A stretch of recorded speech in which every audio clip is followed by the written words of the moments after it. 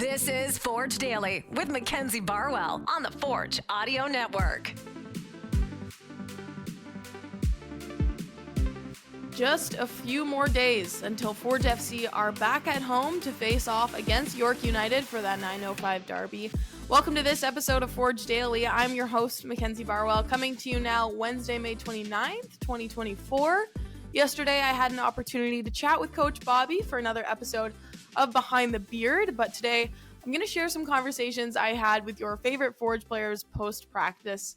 And we'll get to that shortly, but I want to start this episode off by providing some context for what's going on around the league, because this matchup against York is extra significant given that these two teams are currently tied in the CPL standings, and it'll mean a lot for the trajectory of these two teams in the upcoming weeks. York United catching up after recently beating the Halifax Wanderers.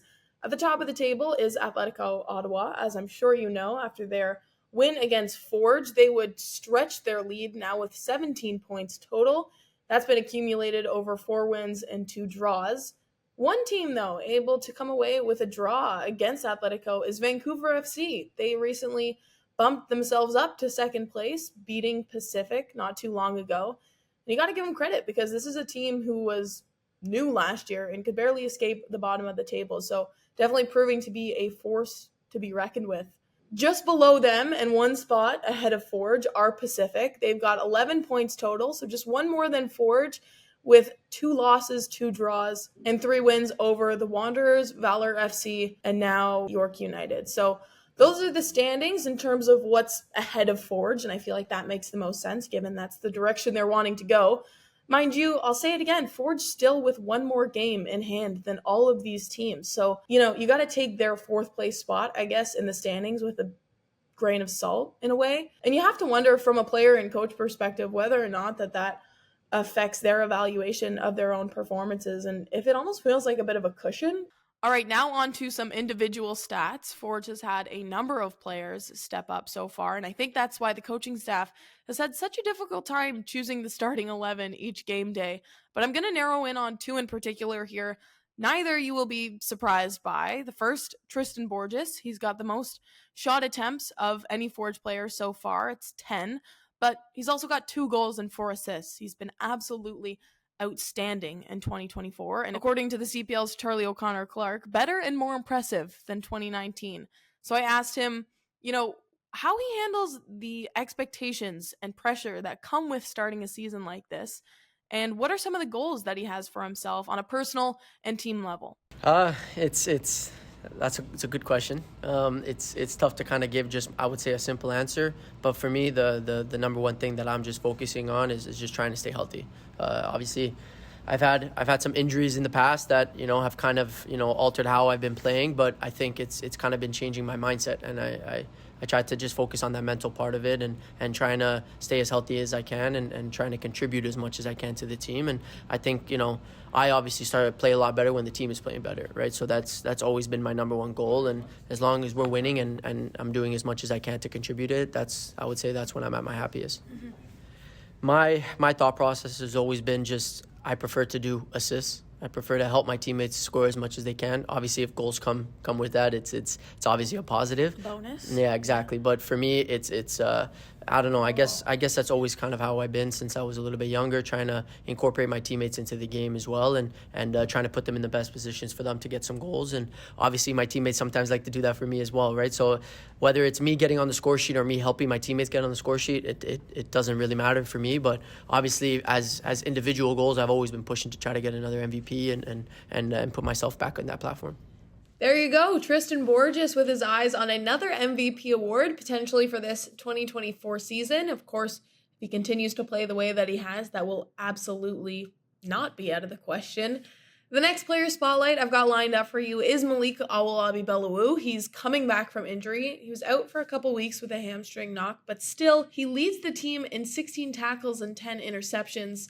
He's been mixed into a bunch of conversations regarding national team call-ups and potentially making that jump to the MLS. So today after practice, I asked how his recovery has gone and what he did to ensure that he didn't lose any of that momentum that he started the season with.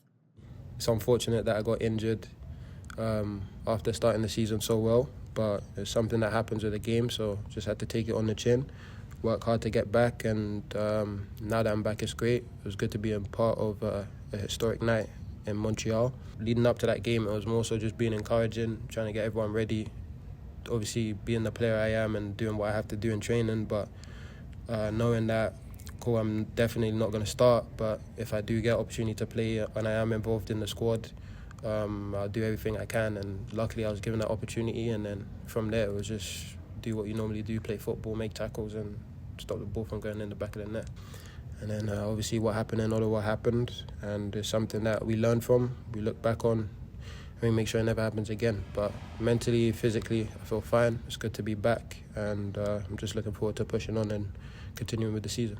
Now, as I mentioned earlier, yesterday I had a chance to talk to Coach Bobby in another episode of Behind the Beard, and one of the things that we talked about was balancing this team competing in two separate competitions right now. They're coming off a monumental win in the Canadian Championship against CF Montreal, but also a pretty tough loss against Atletico Ottawa in the regular season. So I wanted to get some player perspectives on this and how they approach this situation, knowing that they have to find that momentum again that they had the first couple games of the CPL season. And also, as I mentioned earlier, whether or not they take into consideration having a game in hand amongst other teams around the league. For us, like I said before, winning is a culture at the club, so that's what we look to do every game, no matter who the opposition is. I guess you could say maybe you prepare differently for different teams, and that's normal in global football, tactically, physically, all of that type of stuff. But mentally, I'd say every game you have to be at your best and be as sharp as possible. So for us, it's just doing that throughout the whole year. And obviously, when you look at the best teams in world football, they're able to do that game after game, no matter how many games they play in the season, however short they play each game between, blah, blah, blah. They're able to get the job done, and that's just something we look to do. So for us, we just go about each game the same, preparing ourselves mentally at a high level, and then whatever we have to do tactically, physically, we get it done and just look to be consistent throughout the year. Yeah, I think it's, I even said it before when we were kind of on that high road of being undefeated and things like that. It's every season's kind of the same, and we're going to go through the ups and downs, and this is just one of those moments. It's very tough to obviously have, we'll say, arguably one of the biggest wins we've had in our club history, and then to kind of have that performance, or I'll just say the result, because we did have good moments in that game, but Ottawa obviously are a good team, and they capitalize on their chances. So for us, we always go game by game. I think last year we had an experience with having those extra games, and we didn't really take advantage of it. But I think it's I don't think we really think about having that extra game. I think we try to handle the business as early as we can, and kind of obviously go game by game, and then at the end of the year we just we kind of see if that extra game comes in handy or it doesn't, right? And like I said, last year we had a little bit of a tough time of capitalizing on those extra games, and we put us in I would say a tougher situation. But right now it's tough to already say what we're going to be doing in 2-3 months, because it is early in the season, and we are playing some good football. We just need to kind of get those results back on track.